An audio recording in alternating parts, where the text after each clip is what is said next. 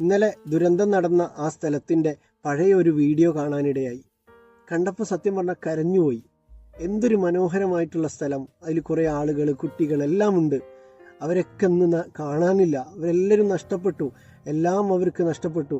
ഒരുപാട് ആളുകൾ, നൂറുകണക്കിന് ആളുകൾ മരണപ്പെട്ടു. ഇനി അതുപോലെ ആ ഒരു സ്ഥലത്തെ പുനഃസ്ഥാപിക്കുക എന്നുള്ളത് ഒരിക്കലും പോസിബിൾ ആയിട്ടുള്ള കാര്യമല്ല.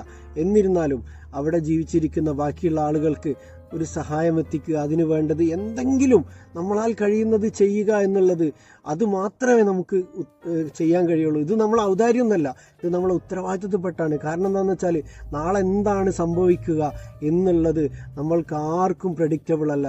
കാരണം ഇനി നമുക്ക് ചെയ്യാൻ കഴിയുന്ന മറ്റൊരു കാര്യം പ്രാർത്ഥിക്കുക. അവരെ എത്രയും പെട്ടെന്ന് പടച്ച തമ്പുരാന് നല്ലൊരു ലെവലിലേക്ക് ഉയർത്തട്ടെ. കാരണം അവിടെ രക്ഷാപ്രവർത്തനം നടത്താനൊക്കെ വേണ്ട എല്ലാ സജ്ജീകരണങ്ങളും പ്രകൃതിയാൽ പടച്ചവൻ തമ്പുരാൻ ഒരുക്കട്ടെ എന്ന് പ്രാർത്ഥിക്കാം.